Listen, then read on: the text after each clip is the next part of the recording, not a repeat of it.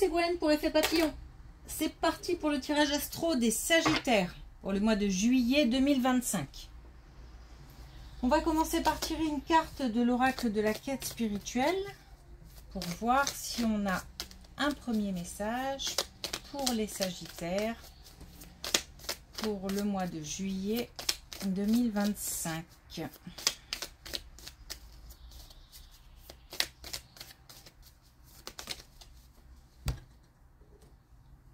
On a deux.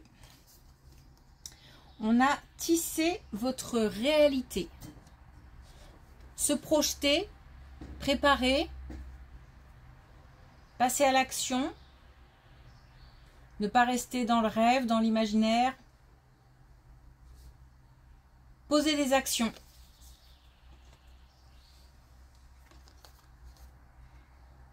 Et on a le voyage du chercheur spirituel. Donc le chemin est le plus important. Donc là, on parle de préparation. On parle de mettre en place peut-être un projet. Et on nous dit que les étapes sont importantes. Toutes les étapes sont importantes. Donc on nous demande de respecter les étapes, de bien les préparer, de les respecter. Le chemin, c'est le plus important. Et puis, on a peut-être aussi des personnes attirées par la spiritualité et qui sont en cours de développer peut-être des capacités ou d'essayer de comprendre, d'essayer de s'élever.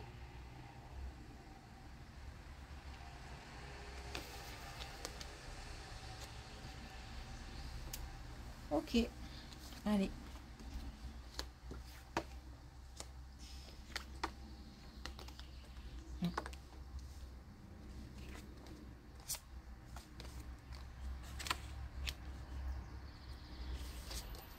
Alors, on nous parle d'un couple qui rencontre des difficultés. On nous parle de quelqu'un qui se sent mal au sein d'un couple et qui cherche une porte de sortie. Donc peut-être que la rupture n'est pas loin. Je parle de rupture là parce que on a un déménagement et on a un départ. On a des choses qui se jouent dans l'ombre, c'est-à-dire que peut-être qu'on a des intentions, mais que pour l'instant ça reste secret, ça reste on ne le divulgue pas, on n'en parle pas. Il y a peut-être un temps de préparation nécessaire. On a envie de se préserver aussi, encore. Peut-être qu'on sait que ça va être compliqué et que on a encore besoin de prendre des forces pour passer à l'action. Ou alors, peut-être qu'on attend qu'un miracle se produise, j'ai l'impression aussi. Peut-être qu'on se dit que soit on va recevoir un coup de pouce de l'univers et qu'on attend peut-être un signe pour juste pour savoir quand c'est le bon moment. Peut-être qu'on... Ouais, en tous les cas, on est dans la préparation, on est encore dans le secret. Alors, on est dans la préparation. J'ai l'impression qu'on est dans la réflexion, mais on est conscient que les choses ne vont pas, on est conscient que à un moment il va falloir prendre une décision, et on est conscient aussi que c'est important d'être bien tout simplement, et que là si on n'est plus, ou si on n'est pas bien, il va falloir réagir.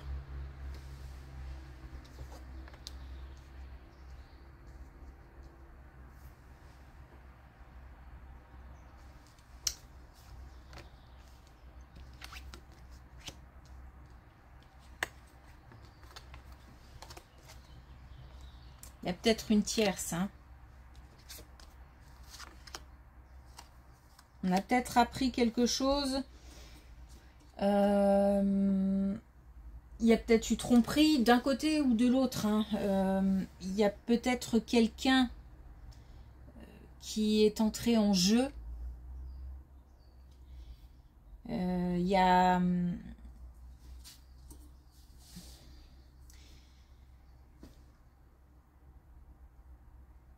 Il y a comme si un intervenant extérieur avait précipité la fin.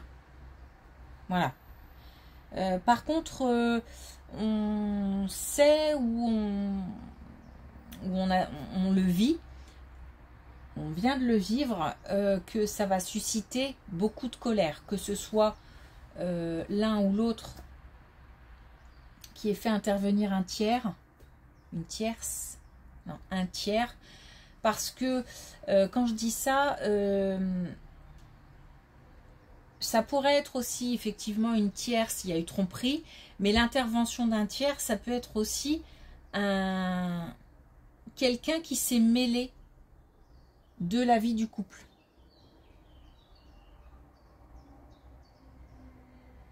Il y en a un des deux qui, je pense, parce qu'il y a de la colère, mais il y a aussi...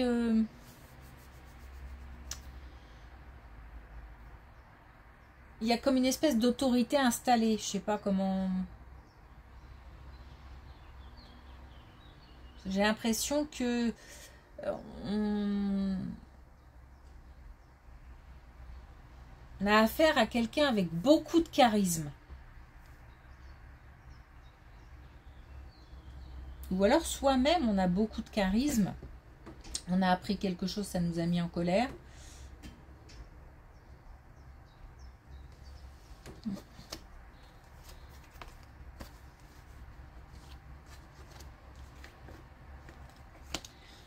On parle encore d'un déménagement.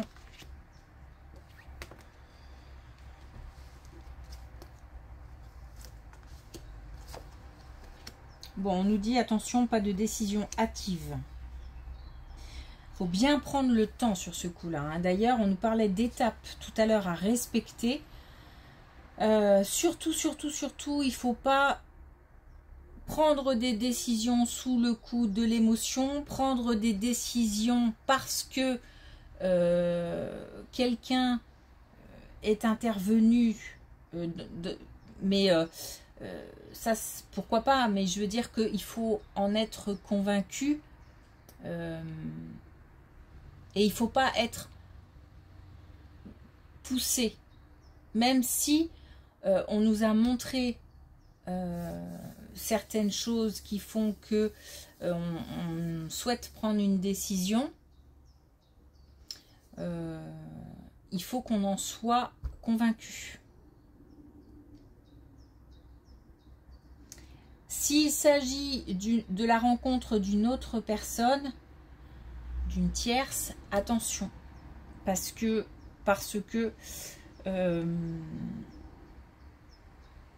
on nous dit que si on va trop vite, ça peut vraiment mener à la perte. Alors peut-être aussi une perte financière ou une perte, la perte définitive de quelqu'un. Mais quand je dis définitive, de l'autre qui vraiment le prend mal, et il y a plus de communication possible, il n'y a plus de... Alors s'il y a des enfants, tout ça, bon bref. On nous dit suivre le courant, lâcher prise doucement. Et aussi prendre de la force au fur et à mesure.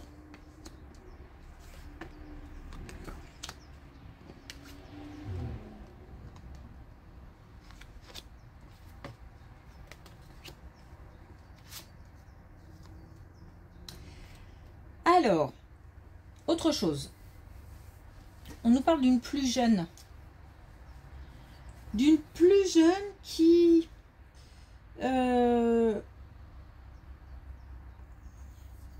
physiquement ou moralement a vécu quelque chose de difficile. Il y a un sentiment de trahison, mais j'ai l'impression que ça touche plus le domaine médical et que, par exemple, on a le sentiment de ne pas avoir été soigné comme il aurait fallu.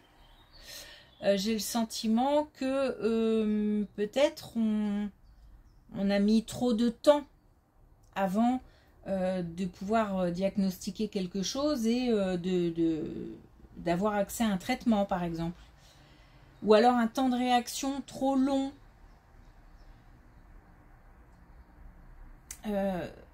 Donc ça peut être ça. Après, ça peut être aussi moralement, effectivement, une trahison qui laisse des traces, qui fait mal. Mais on a là affaire à quelqu'un, une plus jeune, qui a beaucoup de courage et beaucoup de détermination. Parce qu'en fait, j'ai l'impression de me relever de quelque chose de très difficile, de douloureux, et je le prends comme, malgré ce sentiment de trahison, je le prends comme un cadeau de la vie. Mais en fait, c'est... alors, oui, ça, les circonstances étaient peut-être favorables pour une remise en forme. J'ai même envie de dire une remise en état, parce que j'ai l'impression vraiment qu'on est bousillé, quoi. Bref, et on le doit en grande partie à vraiment une bataille qu'on a menée avec beaucoup de force et de courage.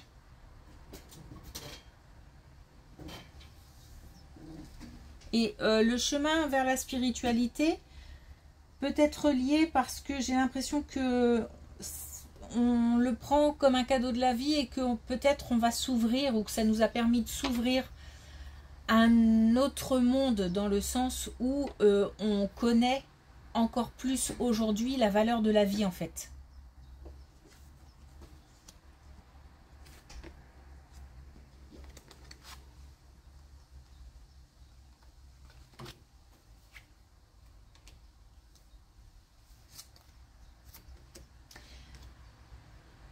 Bon, on en revient aux premières colonnes. Comme bien souvent, c'est cadré. La première et la dernière se complètent. Alors, on nous dit, on nous redit qu'au niveau de la famille, il va y avoir des bouleversements,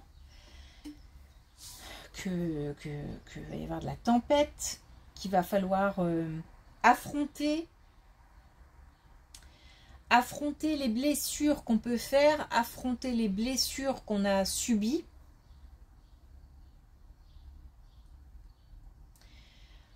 Il y a beaucoup de doutes, d'incertitudes, de sentiments d'insécurité.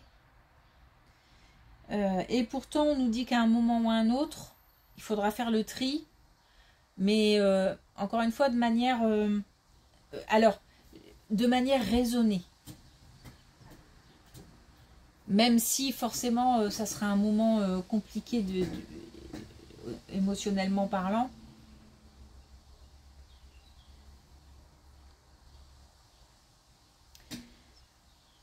On nous parle aussi du fait que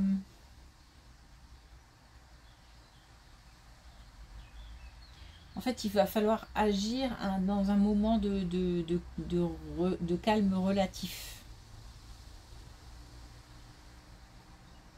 Et que après toutes ces émotions, après toutes ces difficultés, le calme reviendra.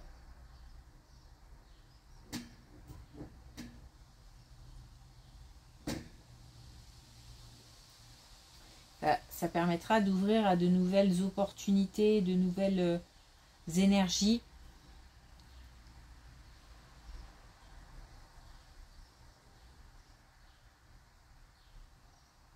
Non, je vais prendre les clés du destin.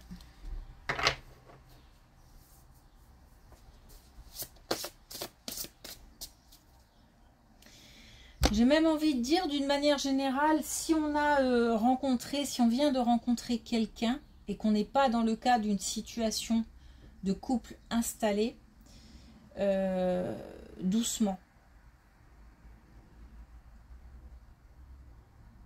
On nous met en garde contre la rapidité des événements.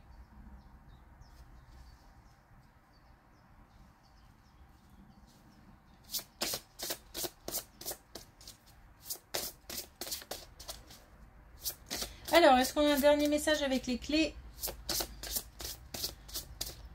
du destin? Ouh!